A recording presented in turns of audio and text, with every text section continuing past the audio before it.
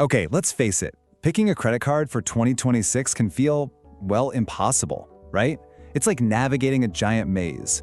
But don't worry, today we're handing you the map. We're gonna cut right through the noise and help you find the exact card that belongs in your wallet. All right, let's jump in. So to really get what's happening in the credit card world right now, you have to understand one single concept that has totally changed the game. It's called the barbell strategy. So what in the world does that mean for you? Just picture a barbell. On one end, you've got these heavy-duty premium travel cards, the ones loaded with perks and high annual fees. And on the other end, you've got these super simple, no-fuss cashback cards. And that middle ground, the cards with kinda okay rewards and so-so fees, it's vanishing. Banks are going all in on the extremes. And that is the big question we're here to answer today. This isn't about finding the one best card for everyone. It's about finding the absolute best card for you. Are you chasing those first-class travel dreams? Or are you all about simple, easy cash back? Let's figure it out. First up, let's tackle the travel side of the barbell. If you're someone who wants to turn your everyday spending, your coffee runs, your groceries, into flights and hotel stays, then this is exactly where you need to be paying attention. The perfect entry point into this whole world of points and miles is a card that has an awesome nickname, the Skeleton Key. Why? Because it unlocks pretty much the entire travel rewards ecosystem for anyone just starting out. And that card is the Chase Sapphire Preferred. Now, the real magic of this card isn't just earning points, it's what you can do with them. That key perk, the one-to-one point transfers, means you can move your Chase points over to partners like United Airlines and Hyatt Hotels where they can be worth way, way more. But you have to pay attention to that pro tip because it is a deal breaker. Chase's 524 rule means if you've opened 5 or more personal credit cards from any bank in the last 24 months, they will automatically reject you. So if you want this card, you need to make it one of your first. Okay, now let's swing to the other end of the travel spectrum. This next card completely blew up the luxury market by offering insane perks at a value that, well, it's almost hard to believe. I'm talking about the Capital One Venture X. Now, the card has a $395 annual fee. And I know, that might sound steep at first, but this number on your screen, that's your effective annual fee after all the card's credits are factored in. And yes, that is a minus sign. They're literally paying you $5 a year to keep this card. It's wild. So how is that even possible? Well, the math is actually super simple. You get a $300 travel credit to use on their booking site every year. Plus, you get 10,000 bonus miles on your anniversary, which are worth at least $100. That's $400 in value right there, which more than covers the $395 fee. And that's before we even get to the unlimited airport lounge access for you and 2 of your friends. It's just an incredible deal. So you see, this lays out 2 super clear paths for any traveler out there. Do you want that ultimate beginner-friendly flexibility of the Sapphire Preferred to learn the points game? Or are you ready to jump straight into the deep end with the premium perks and amazing value of the Venture X? Your choice really just depends on your travel style. All right, let's completely shift gears.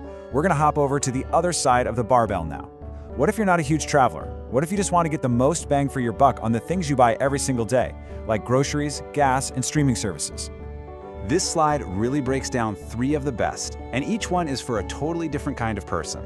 If your budget is basically just food, restaurants, and groceries, the Amex Gold's 4x points is an absolute no-brainer. For families that are juggling grocery bills and a dozen streaming subscriptions, that 6% back from the Amex Blue Trash Preferred is just unbeatable. And what if you hate thinking about categories and just want something easy? Well, the Wells Fargo Active Cash is the king of simplicity. A flat 2% cash back on everything. You never have to think about it. Now, a quick but super important pro tip if you're eyeing one of those Amex cards. You need to know about something the community calls pop-up jail. When you're applying, if American Express decides, for some reason, that you're not eligible for the big welcome bonus, a little window will literally pop up and warn you. If you see that, cancel the application immediately. Don't go through with it. It's their way of telling you, hey, maybe try again in a few months. Okay, so beyond just travel or cashback, some of the coolest, most innovative cards today are built to solve very specific financial problems. Let's look at 2 of the absolute best. If you are a renter, listen up. The Bilt Mastercard is a total game changer. It is the only card that lets you pay your rent, which is probably your biggest monthly expense, without any transaction fees, and you earn valuable travel points while doing it. You're literally turning your rent payment into a future vacation. And for anyone just starting to build their credit, the Discover It card is a fantastic first step. Not only is it easier to get approved for, but its cashback match is just awesome. They will double every single penny of cashback you earn in your entire first year. Okay, so you've picked a card. Awesome. But now for the part that trips a lot of people up, how to actually apply like an expert to give yourself the best shot at getting approved and how to do it without hurting your credit score. The big secret here? It's all about avoiding those unnecessary hard inquiries on your credit report, because too many of those can actually lower your score. And we can do that by using the bank's own pre-approval tools. They only do what's called a soft pull, which has zero impact on your credit. And listen, there is a very specific strategic order to do this in. First, always check your pre-approval odds with Capital One. Their system is the most sensitive to other recent applications, so you want to check with them before anyone else. Next, use the American Express Apply with Confidence tool. It's amazing. It gives you a real decision, a yes or a no, before they do a hard pull. And finally, pop into your Chase app and look for a section called Just For You offers. If you see a card there, your approval odds are extremely high. Following this order is the key. But what happens when you do everything right, you hit submit, and you get that dreaded, "Your application has been denied" message? It's the worst feeling, right? Most people just close the tab and give up. But you're not going to do that. This right here might be the single most valuable tip in this whole explainer.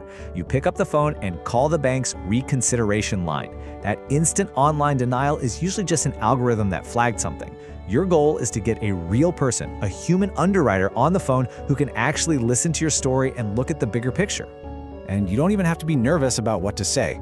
Here is the exact script. It's polite, it's professional, and it immediately opens the door for a real conversation. You're showing them you're proactive and that you take your finances seriously. When you call, here's the magic move. If they're worried you already have too much credit with them, you simply offer to move some of the credit limit from one of your older Chase cards over to the new one you're applying for. This makes it a totally no-risk decision for the bank, and the success rate for this tactic is incredibly high. Remember, you're negotiating with a person now, not some cold algorithm. So, after all that, we come right back to where we started. The credit card market has split into these very clear, very distinct lanes. Your job isn't to find some mythical best card, it's just to pick the lane that fits your life and your spending habits.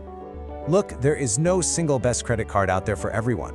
The best card is the one that rewards you for the life you're already living. Is it the flexible travel points of the Sapphire Preferred, the pure simplicity of the Active Cash, or the luxury perks of the Venture X that literally pay you back? Now that you have the roadmap, what's your play for 2026?